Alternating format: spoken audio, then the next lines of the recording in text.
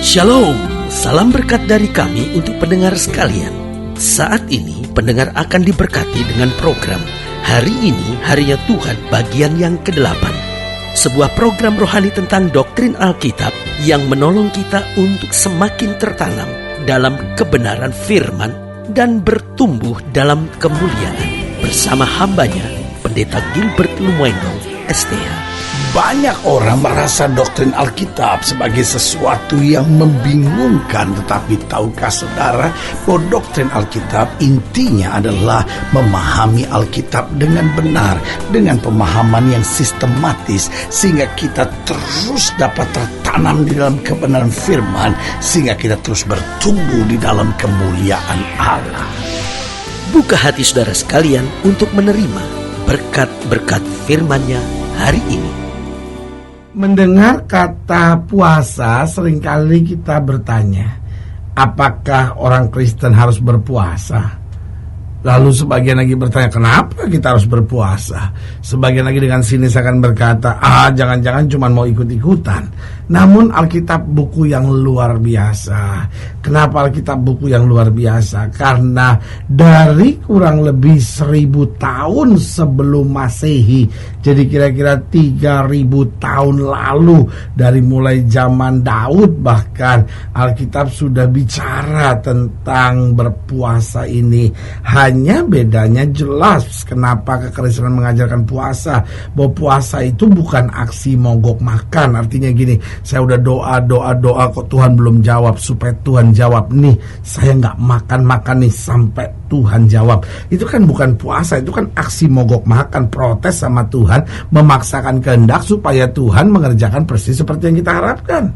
Namun puasa itu belajar memahami kehendak Allah. Makanya selalu saya katakan bahwa dalam puasa bukan kita memaksa Allah untuk melakukan apa yang kita mau, tetapi kita memaksa diri kita untuk supaya melakukan apa yang Tuhan mau. Nah, puasa juga bukan hanya tidak makan dan tidak minum sebetulnya, tapi puasa itu sebetulnya tidak sempat makan dan tidak sempat minum. Kenapa? Karena dalam berpuasa sebetulnya kita sedang mau disibukkan dengan hal-hal rohani. Jadi kalau kita puasa terus jalan-jalan di mall, kita puasa lalu nonton TV, itu bukan puasa. Jangan-jangan itu cuma diet, saudara-saudara. Karena puasa yang benar bukan tidak makan dan tidak minum. Kenapa kita tidak makan, kenapa kita tidak minum? Di samping kita sedang mau menyalibkan daging, tapi kita juga sedang mau mengisi, menggantikan makanan kita. Seperti yang Yesus katakan, manusia hidup bukan dari roti saja, tapi manusia hidup dari setiap firman yang keluar dari mulutnya Allah. Jadi orang berpuasa itu harus bergaul dengan doa, orang berpuasa itu harus bergaul dengan firman, dan orang berpuasa itu harus aktif dalam hal rohani, sehingga betul manusia lahiriahnya merosot, tapi manusia batiniahnya, manusia rohaniahnya dikuatkan, diteguhkan oleh firman. Haleluya. Selamat datang dalam program kita hari ini, Harinya Tuhan, sebuah program rohani yang kembali mengingatkan kepada kita betapa pentingnya kita menjadikan firman Tuhan sebagai dasar keseharian hidup kita. Karena selama kita menjadikan firman Tuhan sebagai dasar keseharian hidup kita, langkah-langkah ke depan kita penuh dengan kepastian, kemenangan, berkat, mujizat, dan perkara-perkara besar. Haleluya. Dan dalam program ini kita memang sedang membahas tentang puasa. Karena persoalannya banyak kali kita tidak lagi ditekankan tentang puasa. Kekristenan kita mulai menjadi kekristenan yang hanya belajar yang indah-indah saja, tetapi justru bicara tentang penyalipan daging, bicara tentang puasa, seringkali sudah tidak didengung-dengungkan lagi dalam gereja. Padahal ada saatnya Yesus berkata kepada murid-muridnya bahwa yang seperti ini hanya dapat diusir lewat doa dan puasa. Nah, saudaraku yang kasih dalam Tuhan, dalam pembahasan kita tentang berpuasa, kita mau sama-sama belajar dari Yesaya pasal 58. Yesaya pasal 58 ayat yang pertama sampai ayat yang ke-12. Yesaya 58 ayat pertama sampai ayat yang ke-12. Demikianlah firman Tuhan di bawah judul perikop kesalehan yang palsu dan yang sejati. Yesaya 58 ayat 1 sampai 12. Demikian firman Tuhan. Serukanlah kuat-kuat, janganlah tahan-tahan. Nyaringkanlah suaramu bagaikan sangkakala. Beritahukanlah kepada umatku pelanggaran mereka dan kembalikan kepada kaum keturunan Yakub dosa mereka. Memang setiap hari mereka mencari aku dan suka untuk mengenal segala jalanku, seperti bangsa yang melakukan yang benar dan yang tidak meninggalkan hukum Allahnya. Mereka menanyakan aku tentang hukum-hukum yang benar. Mereka suka mendekat menghadap Allah, tanyanya, mengapa kami berpuasa dan engkau tidak memperhatikan juga? Mengapa kami merendahkan diri dan engkau tidak mengindahkan juga?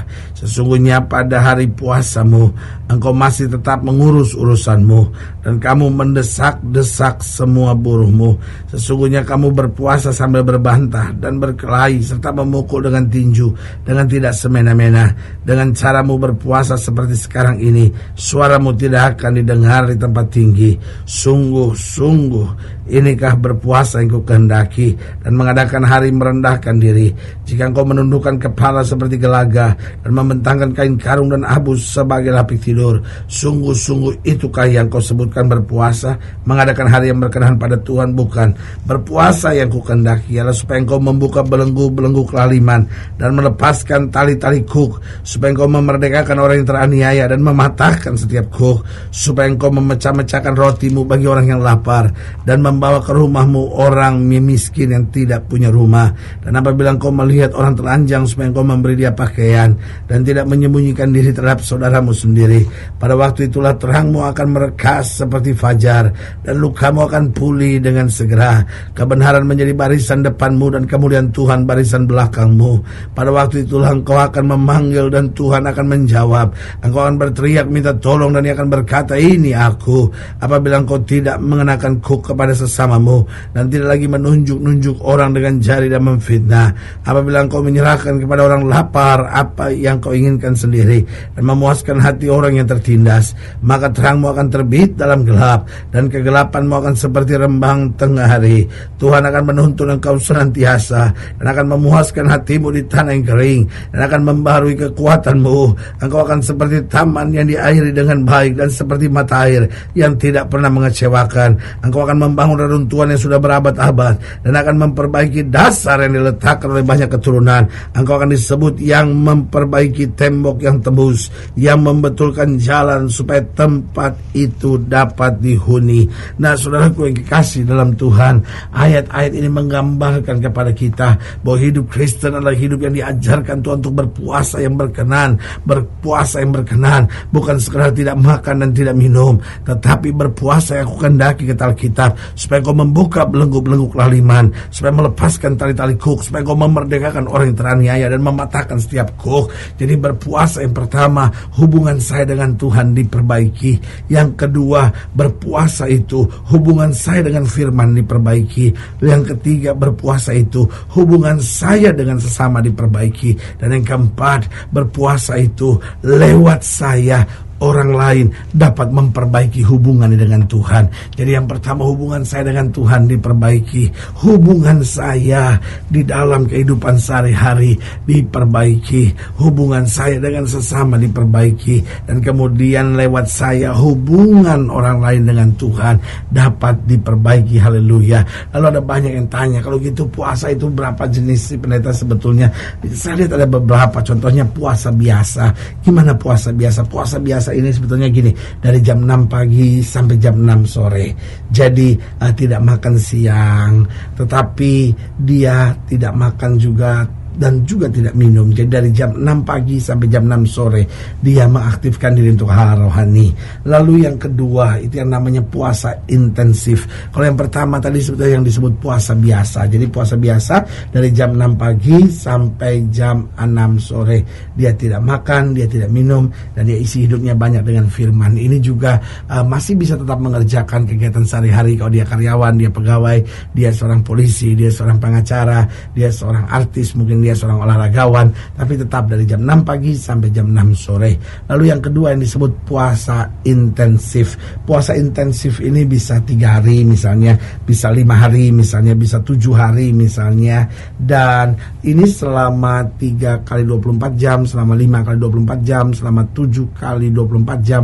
Ini tidak makan, tetapi biasanya disarankan untuk tetap minum air putih saja, ya kan? Dan ini puasa intensif. Biasanya biasanya puasa-puasa begini karena ada sesuatu yang sedang diharapkan. Misalnya dia lagi ingin bergumul untuk bagaimana Tuhan supaya rumah tangga saya pulih.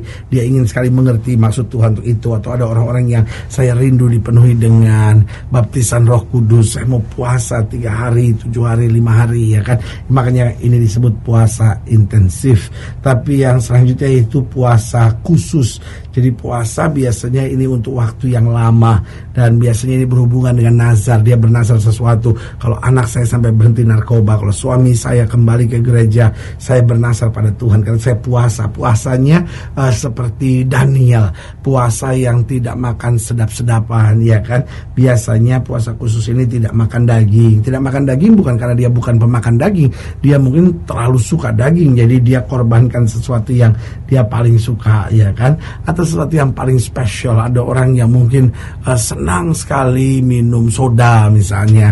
Ada orang-orang tertentu senang sekali minum kopi, dan dia betul-betul nggak bisa lepas, dia harus minum kopi. Dan dalam puasa khususnya dia bernazar sama Tuhan. Tuhan, sebelum saya mengerti kehendak Tuhan tentang ini, sebelum saya melihat sesuatu yang Tuhan kerjakan ini dalam hidup saya berpuasa tidak minum kopi misalnya, saya berpuasa tidak makan daging. Pokoknya sesuatu yang paling kita suka, itu yang kita korbankan. Yang keempat ini yaitu puasa mematikan perbuatan-perbuatan daging. Jadi puasa ini adalah puasa 40 hari, tidak makan tetapi tetap minum. Dan biasanya puasa 40 hari ini tidak lagi sudah mengerjakan pekerjaan sehari-hari. Ini sudah ada di tempat khusus, di tempat retreat tertentu, atau mungkin ada di gunung misalnya. Nah, gunung di sini bukan berarti di gua, bukan, maksudnya di villa di gunung, berdoa sama Tuhan, ya kan. Pokoknya di satu tempat di mana memang dia mengkhususkan diri untuk mengalami perjumpaan dengan Tuhan. Dia doa, dia baca Alkitab, karena memang di saat seperti itu tubuh akan sangat lemah sekali, dan dia hanya dikuatkan dengan air putih, tetapi imannya akan terus dikuatkan. Dan ada banyak hal yang Tuhan nyatakan, dan di sini perbuatan-perbuatan daging dikikis sampai kita dapat berkata, sungguh Kristus mengambil alih kehidupan saya, sehingga hidup saya sekarang dipenuhi oleh kuasa Kristus. Haleluya. Dan saudara yang kasih dalam Tuhan, jika saya dilayani lebih jauh, hubungi kami melalui telepon, hubungi kami melalui surat, kunjungi website kami, karena kami ada untuk membawa Bapak Ibu sudah senantiasa lebih dekat pada Tuhan dan mengalami kasih kuasa mujizat yang luar biasa. Haleluya. Secara khusus melalui program ini juga saya mau berdoa buat setiap saya yang sakit, setiap saya yang berbeban berat, karena saya percaya bahwa bagi Allah tidak ada perkara yang mustahil. Dan saudara-saudara yang didoakan secara khusus, boleh taruh tangan kanan saudara di dada dan kita akan berdoa. Mari kita berdoa. Bapa, dalam nama Yesus, hamba doa buat yang sakit, hamba doa buat yang berbeban berat, hamba doa untuk setiap mereka yang sedang menghadapi masa-masa yang sukar, karena hamba percaya bahwa bagi Allah tidak ada perkara yang mustahil. Bapa, hamba berdoa di dalam nama Yesus, Tuhan jamah mereka juga yang taruh tangan kanan ini di dada. Tuhan jamah di dalam nama Yesus, anugerah kasih berkat kuasa Tuhan boleh mengalir sempurna dalam kehidupan mereka. Di dalam nama Yesus kami berdoa. Haleluya. Amin. Saudara yang kasih dalam Tuhan, kita sudah berdoa. Ingat, tidak pernah Allah lalai menepati janjinya.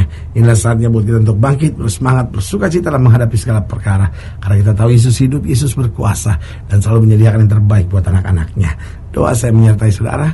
Sampai berjumpa pada program berikut, dan jangan lupa jadikan hari ini harinya Tuhan. Haleluya.